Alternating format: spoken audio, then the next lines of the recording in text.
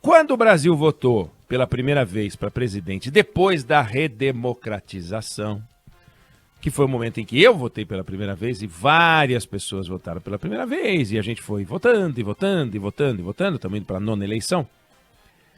O saneamento, o serviço de saneamento no Brasil, que era precário, era totalmente feito pelo Estado. A energia, o setor de energia, basicamente estatal. Tinha energia privada, mas basicamente estatal. Estradas, rodovias, tudo do Estado, né? A telefonia, ela era estatal. Portos, você tinha portos privados, mas eram operações privadas muito concentradas. Então o sujeito produzia um determinado produto, ele podia transportar aquele produto, mas não podia prestar um serviço e tal. Aeroportos. A Vale era estatal. Enfim, o Brasil queria importar e exportar, tinha um departamento chamado CASEC, você precisa de autorização. Era um negócio muito maluco. O Brasil era um país estatizado. O Brasil era um país soviético. E iniciou-se um processo, que não foi só no Brasil, que foi um processo entre os anos 1990 e 2000, que aproximadamente $1 trilhão, $1 trilhão foram transferidos para o setor público, para o setor privado. Então o setor privado comprou ativos, patrimônio do tamanho de $1 trilhão e quase 300 bilhões de dólares só na América Latina em investimento em infraestrutura nesse período. Um negócio assim realmente impressionante. Na largada, assim, quase 70% das privatizações do mundo aconteceram na América Latina. O Brasil teve um peso importante. Bom, ontem a gente viu que foi a leilão o aeroporto de Congonhas, outros 14 aeroportos, e a gente que estava com 40 e poucos % do volume de passageiros administrados pela iniciativa privada, passa de 90%. Então, daquela lista que eu falei, saneamento, energia, estradas, telefonia, portos, aeroportos, tudo estatal, a gente tem uma realidade completamente diferente. Saneamento com uma participação privada importante, como um marco regulatório do setor importante, que permite e organiza a entrada da iniciativa privada. Claro, vários desafios, nós vamos falar deles. Energia, nós tivemos a Eletrobras, o processo de privatização da Eletrobras, que não está concluído, mas é um processo importantíssimo. E sem briga, sem o que foi no passado, Usiminas, Vale, uma guerra ideológica, uma confusão. E confusão, quando eu digo, confusão peso pesado, já virou folclore, o papelão ideológico que foi protagonizado pelo PSDB nas eleições presidenciais de 2002, 2006. Era uma coisa inacreditável, a vergonha.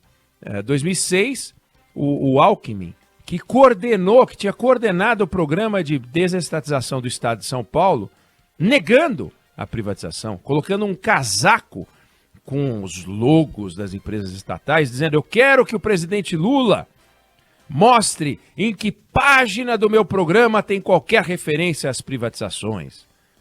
Inacreditável. É realmente um negócio vergonhoso. Um debate que não faz o menor sentido. E hoje, quando a gente vê a passagem dos aeroportos para a iniciativa privada, sem briga, sem discussão, o que a gente enxerga é o seguinte: coisas da vida. Coisas da vida.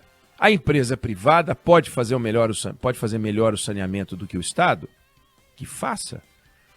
Uma rodovia pode ser mais bem administrada pela iniciativa privada? Que seja. A telefonia não tem discussão. o que era a telefonia na mão do Estado e o que é a telefonia hoje, com todos os defeitos, todas as reclamações que a gente tem. A gente tem telefone. A gente não tinha telefone.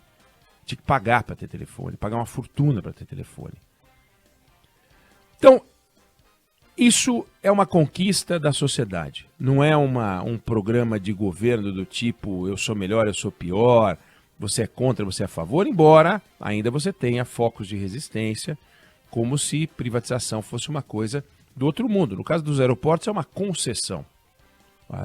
As empresas privadas que venceram, elas vão administrar por um tempo os aeroportos.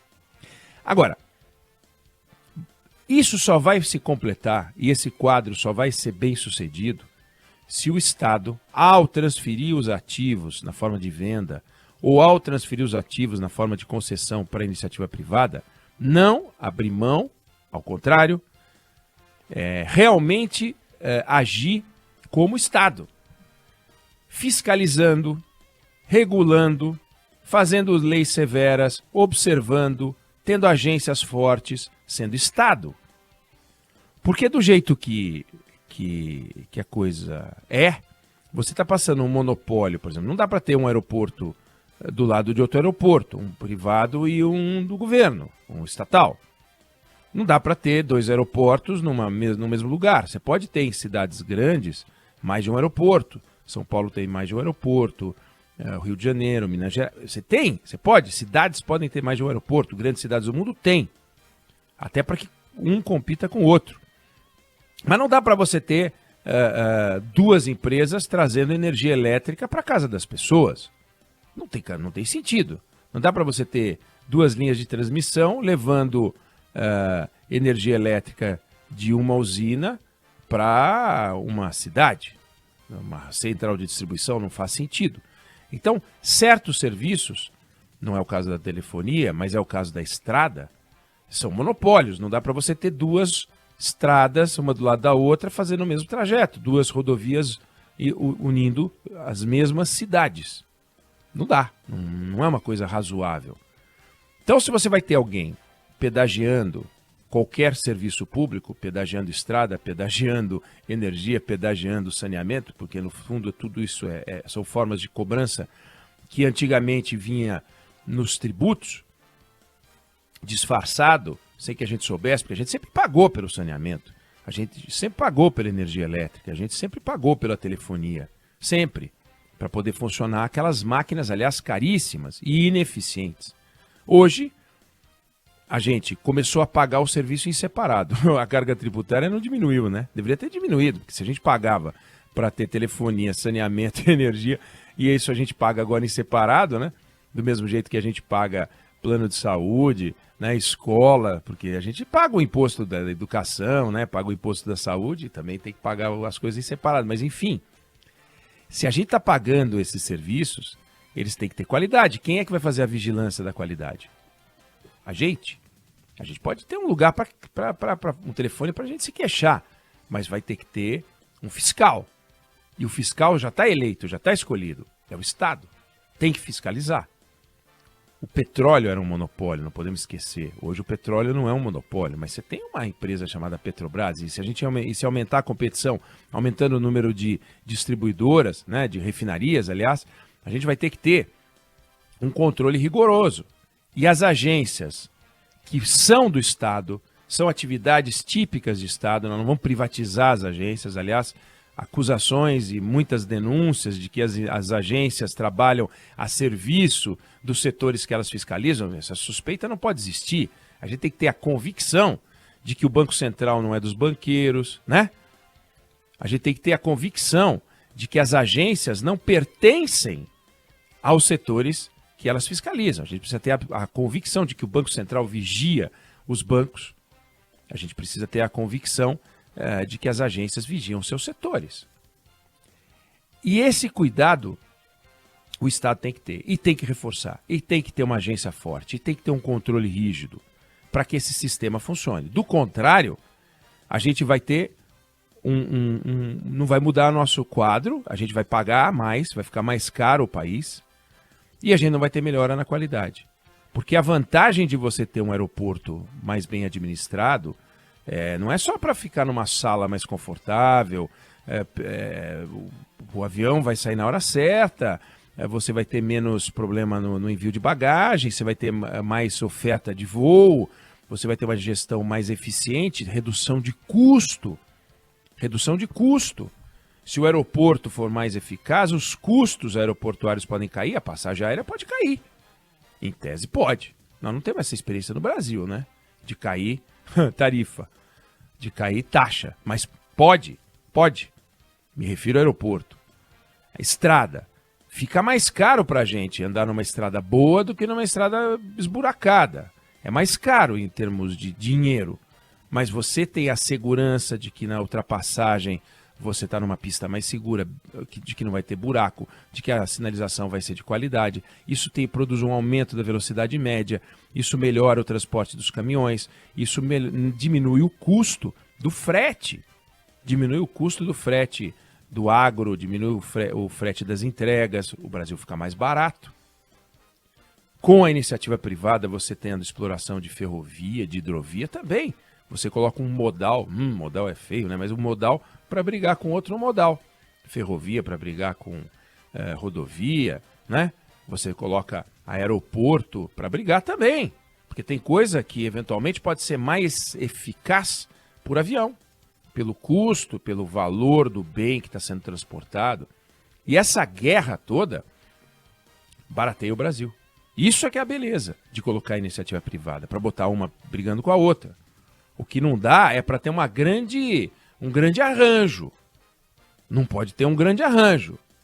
Você privatiza ou você concede para a iniciativa privada, você entrega para alguém que vai ficar rico, ou você entrega para alguém que já é rico e vai ficar mais rico ainda. O serviço continua uma porcaria, aconteceu isso em algumas rodovias, continua um lixo. E não serviu para nada. As agências não fiscalizam, as multas não dão em nada, o Poder Judiciário é aquela confusão, e aí vira um inferno. Isso não pode acontecer. Não podemos deixar de falar, e eu falei aqui, né, o Poder Judiciário tem que ter um papel fundamental nesse processo, que é para dar aquela solidez institucional, que é para dar segurança jurídica, repetição. Toda vez que acontecer alguma coisa tem que ter o mesmo desfecho no judiciário. Então, essa transformação do dia em que a gente votou pela primeira vez pós-privatização de um país travado, estatizado, enrolado, cheio de oportunidade de corrupção, todo mundo nomeando todo mundo para tudo que é cargo, porque eu nomeava na telefonia, nomeava no departamento de estrada, nomeava na área de energia, nomeava na área de saneamento. É uma zona de oportunidades e de fortunas feitas coladas no Estado. Nós não podemos fazer a mesma coisa de outra maneira, ou seja, criar novas fortunas, porque aconteceu isso. Na União Soviética aconteceu. As privatizações e as concessões criaram os mega monstros bilionários que estão por aí, comprando o mundo, burocratas, ex de KGBs e o diabo. É uma distorção. Então, temos que festejar o que aconteceu ontem no Brasil. É uma transformação incrível, sem barulho, sem alarde, sem chutes, sem revoltas, sem manifestações. E aos poucos o Brasil vai se reorganizando para que a gente possa efetivamente começar a construir aquilo que a gente precisa e muito, que é infraestrutura. Não dá para a gente crescer sem ter rodovia, ferrovia, não dá para a gente crescer sem ter energia, não dá para a gente crescer sem ter saneamento, sem ter comunicação de qualidade, aeroportos. O Brasil precisa se integrar. Hoje falta voo no Brasil. Falta voo. Não é que as pessoas, o avião, falta voo, então você está querendo dizer que os aviões saem todos lotados? Não. O Brasil tem lugar para onde poderia ter avião, não tem avião. Não tem avião. E se não tem avião, não tem um monte de coisa. Não tem conexão, não tem comércio, não tem turismo. Uma das razões pelas quais o Brasil é um país de turismo deficiente e é internacional, falta voo, falta integração.